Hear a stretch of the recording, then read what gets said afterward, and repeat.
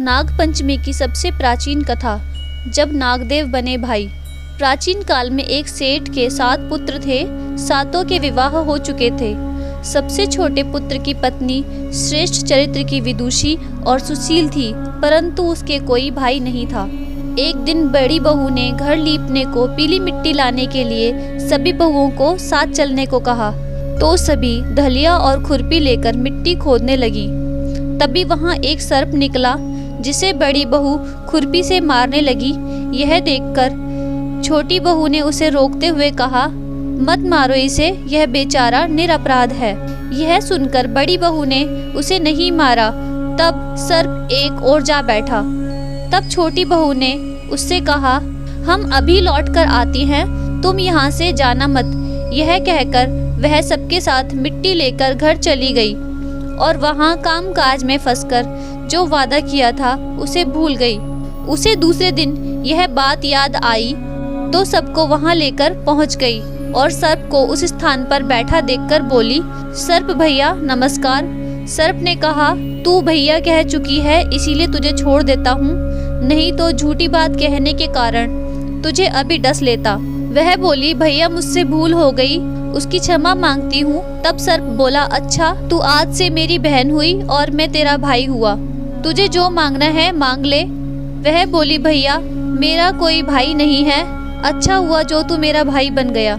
कुछ दिन व्यतीत होने के बाद वह सर्प मनुष्य का रूप रखकर उसके घर आया और बोला कि मेरी बहन को भेज दो। सबने कहा कि इसके तो कोई भाई नहीं था। तो वह बोला, मैं दूर के रिश्ते में इसका भाई हूँ, बचपन में मैं बाहर चला गया था। उसके विश्वास दिलाने पर घर के लोगों ने छोटी को उसके साथ भेज दिया। उसने मार्ग में बताया कि मैं वही सर्प हूँ, इसलिए तू डरना नहीं और जहाँ चलने में कठिनाई हो वहाँ मेरी पूंछ पकड़ लेना। उसने नाग के कहे अनुसार ही किया और इस प्रकार वह उसके घर पहुँच गई। वहाँ के धन और ऐश्वर्य को देखकर वह चकित हो गई। एक दिन सर्प की माता ने उससे कहा, मैं एक काम से बाहर जा रही हूँ, तू अपने भाई को दूध ठंडा करके पिला देना। उसे यह बात ध्यान न रही और उसने गर्म दूध पिला दिया, जिससे उसका मुंह बुरी तरह जल गया। यह देखकर सर्प की माता बहुत क्रोधित हुई, परंतु सर्प के समझाने पर शांत हो गई। तब सर्प ने कहा कि बहन को अब उसके घर भेज देना चाहिए। तब सर्प और उसके पिता ने उसे बहुत सा सोना, चांदी, जवाहरात, वस्त्र, भूषण आदि देकर उसके घर भेज दिया। इतना ढेर सारा धन देखकर बड़ी बहू ने ईर्ष्या से कहा, भाई तो बड़ा धनवान है, तुझे तो उससे और भी धन लाना चाहिए। सर्प ने यह वचन सुना तो सब वस्तुएं सोने की लाकर दे दी। यह सुनकर बड़ी बहू ने कहा, इन्हें झाड़ने के लिए तो झाड़ू भी सोने की होने चाहिए। तब सर्प ने झाड़ू भी सोने की लाकर रख दी। सर्प ने छोटी बहू को हीरा मणिक का एक अद्भुत हार दिया था। उसकी प्रशंसा उस देश की रानी ने भी सुनी और वह राजा से बोली कि सेठ की छोटी बहू का हार यहाँ आना चाहिए।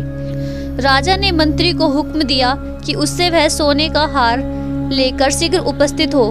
मंत्री ने सेठ जी से जाकर कहा कि महारानी जी छोटी बहू का हार पहनेंगी, वह उससे लेकर मुझे दे दो।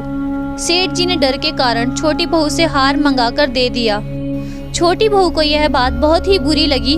उसने अपने सर्प भाई को याद किया और आने की प्रार्थना की।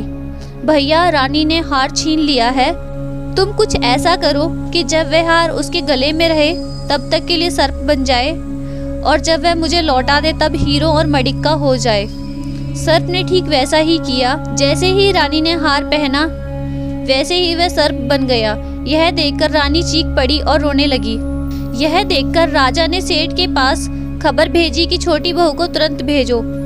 सेठ जी डर गया कि राजा न जाने क्या करेगा। वे स्वयं छोटी बहू को साथ लेकर उपस्थित हुआ। राजा ने छोटी बहू से पूछा, तूने क्या जादू किया है, मैं तुझे दंड दूंगा। छोटी बहू बोली, राजन धृष्टता क्षमा कीजिए, यह हार ही ऐसा है कि मेरे गले में हीरो और माणिक का रहता है और दूसरों के गले में सर्प बन जाता है। यह सुनकर राजा ने वह सर्प बना हार उसे देकर कहा, अभी पहनकर दिखाओ।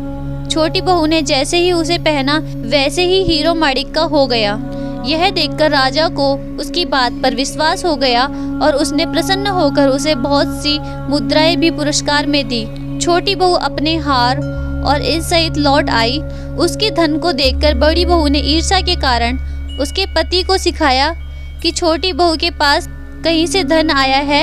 यह सुनकर उसके पति ने अपनी पत्नी को बुलाकर कहा, ठीक ठीक बता कि यह धन तुझे कौन देता है। तब वह सर्प को याद करने लगी। तब उसी क्षण सर्प ने प्रकट होकर कहा, यदि मेरी धर्म की बहन के आचरण पर संदेह प्रकट किया तो मैं तुझे खा लूंगा। यह सुनकर छोटी बहू का पति बहुत प्रसन्न हुआ और उसने सर्प देवता का बड़ा सत्कार किया। उसी दिन से नाग पंचमी का त्योहार मनाया जाता है और स्त्रियां सर्प को भाई मानकर उसकी पूजा करती हैं।